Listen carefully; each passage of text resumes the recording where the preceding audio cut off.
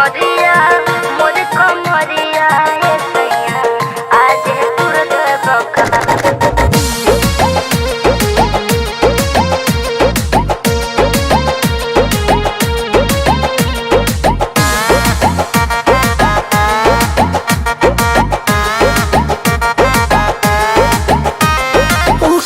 के कजरा कनवा के बाली होठवा के मीठ मुस्कान पागल बा कोइले पतरी कमरिया आजा में आ जाए जान धके जबरिया मोर कमरिया ये सैया आज तुर देबका।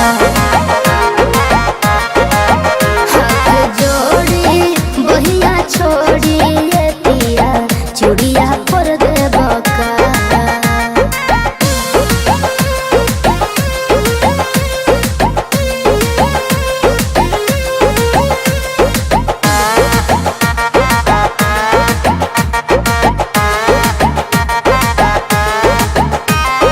जैसे प्यार हो खता वैसे रानी हो खेदा चोरी जवानी के पानिया जो सोखे दा ना दादा कोरी हो जैसे प्यार हो खता वैसे रानी हो के ना। चढ़ली जवानी के पानिया जो सोखे दा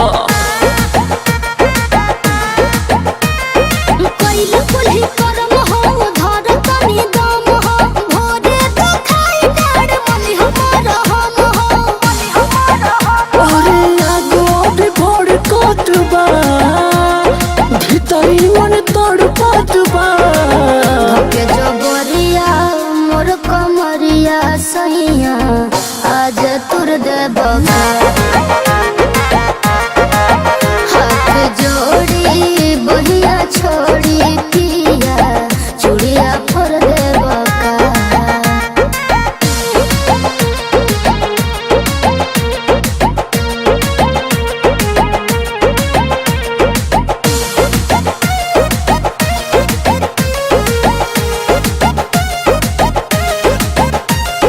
काजन चोनालू हो अब काला जालू निक तोहरो लागोता यही से मुस्कालू अच्छा ऐसा बात बा। हाँ काजन चोनालू हो अब काला जालू अच्छा।